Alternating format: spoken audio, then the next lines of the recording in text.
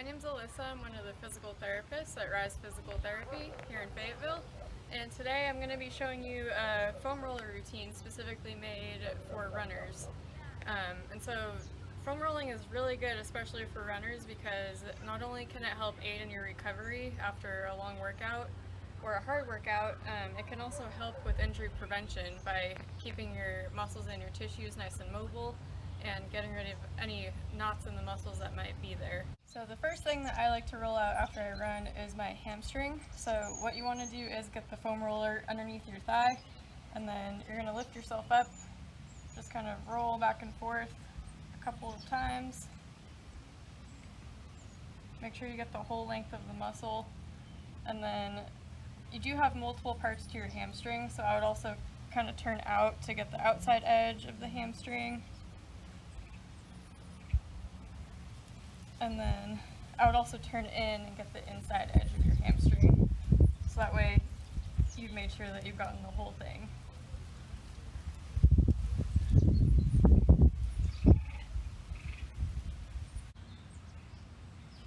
You can do one side at once, or you can do both. I like to do just one side at a time because I feel like it gives a little bit more pressure.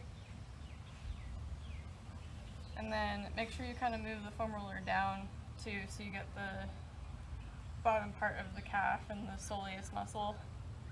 You can kind of turn your leg in, turn your leg out, just make sure you're getting all parts of the muscle. I'll flip over and get my quad and my adductor, or the inner thigh. So to get your quad, you want to get the foam roller underneath your thigh, and then really all you're doing is kind of rolling yourself forward and back. You can do one side at a time. I usually do both at the same time. It just depends on how much pressure you can handle from the foam roller. It might be a little bit sore if you just did a hard workout. And then from here, you can kind of shift one leg off of the foam roller, and then you can get your adductor, the inner thigh, which is that band of muscle kind of from the pubic bone down to the inside of your knee.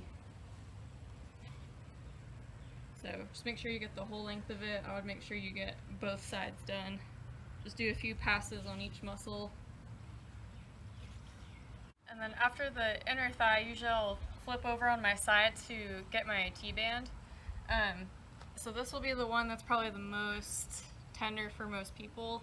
So you're kind of just going up and down that band of connective tissue on the outside of your thigh. If it's really uncomfortable, what you can do is either kind of roll slightly forward so you're more on the quad side of it, and then kind of roll slightly backwards so you're more on the hamstring side. So you'll still kind of release those tissues, but you won't be directly on the IT band itself. So you might try that until it gets a little bit more tolerable, and then again you just want to make sure that you're getting the whole length of the muscle, or the whole length of the IT band. From there, I usually move it up a little bit closer to my hip to get a small muscle called the TFL. And so you kind of just put it in between kind of the pointy part of your hip right here, and then kind of your back side. And it's a pretty short muscle, so you only have to go back and forth just a little bit. And then after I do my IT band, I will flip onto my back again and then get the foam roller kind of underneath my glute and kind of get the glute muscles. So that should feel pretty good if you've been running hills or doing speed workouts or anything like that. So kind of get the outside of the glute, and then we'll kind of roll. You can kind of get both sides at once. And then make sure you get both sides with everything.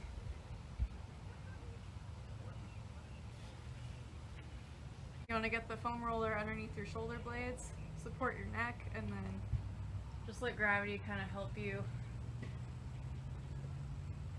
And then usually I'll do 5 to 10 repetitions, and then I'll move the foam roller up or down depending on where I feel like I need it.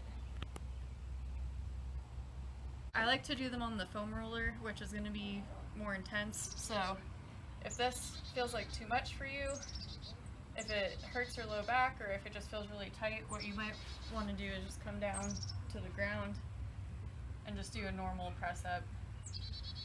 So I like to do 10 to 15 repetitions depending on how long I've been running, and I just find that that helps keep my back feeling good even when I'm doing higher mileage weeks.